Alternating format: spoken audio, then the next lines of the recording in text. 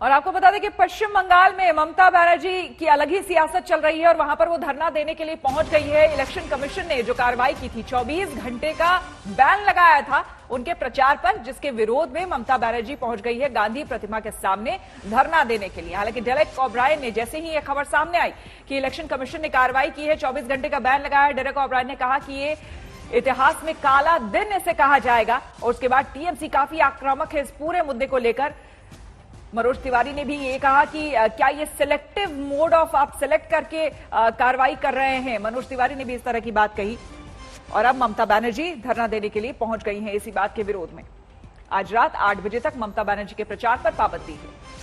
हालांकि 8 बजे के बाद ममता बनर्जी फिर आज 2 सभाओं को संबोधित करेंगी, लेकिन वो यहां पर बैठी हैं क्योंकि धरना यहां पर देने की कोशिश, लेकिन साथ ही टीएमसी की तरफ से लगातार इलेक्शन कमीशन पर इस एक्शन के खिलाफ गंभीर आरोप लगाए गए और ये कहा गया कि बीजेपी के इशारे पर चुनाव आयोग काम कर रहा है।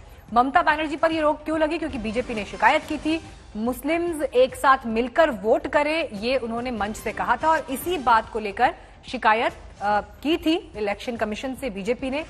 सेंट्रल फोर्सेस को लेकर भी जो बयान रहा उसे भी बीजेपी ने आपत्तिजनक माना और इस शिकायत पर एक्शन ये हुआ ममता बनर्जी के ऊपर कि 24 घंटे के लिए उनके प्रचार के खिलाफ, उनके प्रचार पर रोक लगाई गई।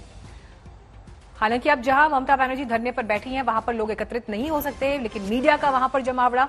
गांधी प्रतिमा के भी सामने बैठी हैं ममता बनर्जी कोलकाता में। आपको बता दें कि यशवंत सिन्हा ने भी, ये जब खबर सामने आई, यशवंत सिन्हा ने ये बात, यशवंत सिंह ने ये बात शायद कही थी, यशवंत सिन्हा ने, उन्होंने ये बात कही थी और उन्होंने ये कहा था कि पहले शक था, ऐसा लग रहा था कि बायस्ड है चुनाव आयोग, लेकिन अब लग रहा है कि सही है। चित्रा त्रिपाठी हमारे संवाददाता हमारे साथ जुड़ गई है। चित्रा, ममता बनर्जी सीधे अब धरने पर बैठ गई है इलेक्शन कमीशन ने जो कार्रवाई की उसके खिलाफ।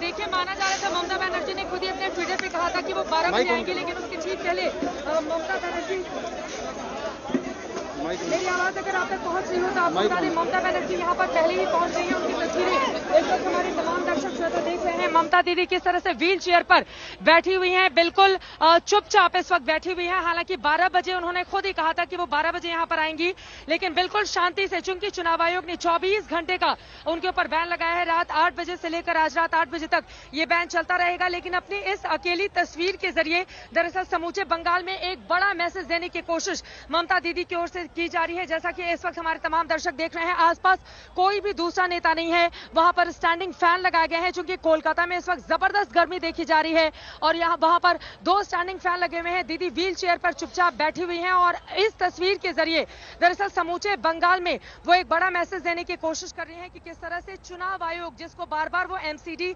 यानी कि मोदी कोड ऑफ कंडक्ट कहकर संबोधित कर रही हैं, कि उनके ऊपर कैसे चुनाव आयोग भेदभावपूर्वक रवैया अपना रहा है और उनके खिलाफ ये जो एक्शन लिया गया है 24 घंटे के बैन का, ये पूरी तरह से गलत है। दीदी यही बताने की कोशिश कर रही हैं। अपने दर्शकों को हम बता दें कि यहाँ पर बहुत बड़ी तादाद में महिला कार्यकर्ता भी टीएमसी की आई हुई हैं, लेकिन दीदी के आसपास कोई नहीं है। ममता बनर्जी बिल्कुल अकेले बैठी हुई है, सफेद साड़ी में, अपने ही अलग अंदाज में, सूती की तात वाली साड़ी जिस तरह से दीदी पहनती है, काले रंग का मास्क लगाई हुई है, चुपचाप वहां पर न किसी से वो बातचीत कर रही है। अगल बगल भी कोई दिखाई नहीं दे रहा है।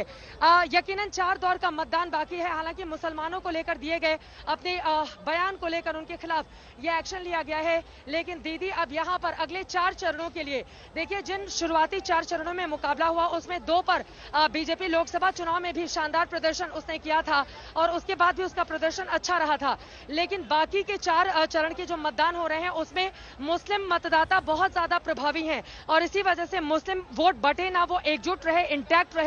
30% तकरीबन मुस्लिम मतदाता हैं यहाँ पर। उसको लेकर ममता बनर्जी की ओर से यह बयान दिया गया था, क्योंकि उनको इस बात का डर था कि अगर मुस्लिम मतदाता बटेगा तो यकीनन दीदी को सीधे सीधे इसका नुकसान होगा। इसी वजह से अब दीदी, चूंकि 24 घंटे एक बहुत बड़ा समय होता है, देखिए भारतीय जनता पार्टी में स्टार प्रचारकों की कमी नहीं है। प्रधानमंत्री नरेंद्र मोदी से लेकर गृह मंत्री जेपी नड्डा, बीजेपी के अध्यक्ष, तमाम दूसरे भी कई नेता हैं, उत्तर प्रदेश के मुख्यमंत्री को लेकर ये तमाम स्टार प्रचारक है। लेकिन ममता बनर्जी, अगर पश्चिम बंगाल की बात बात करें, टीएमसी की बात करें, तो अपना एकमात्र वो सबसे बड़ा चेहरा है। और यकीनन दीदी अगर इस तरह से यहाँ पर बैठी हुई हैं, उन्हीं के बलबूते टीएमसी को आगे बढ़ना है। इसी वजह से दीदी अपनी इन तस्वीरों के जरिए एक बहुत बड़ा मैसेज बंगाल में देना चाहती हैं।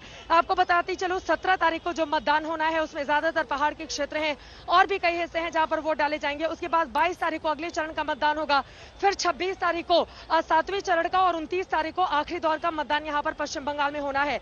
294 सीटें। ममता बनर्जी की अगर पूरी की पूरी राजनीति को हम देखेंगे तो ममता बनर्जी का यही एक्शन रहता है। देखिए, कभी वो ताबड़तोड़ हमलों के जरिए तो कभी अपनी चुप्पी के जरिए यहां पर एक बड़ा मैसेज देने की कोशिश करती है यहाँ के मतदाताओं को, और दीदी इस समय भी यही करती हुई नजर आ रही है।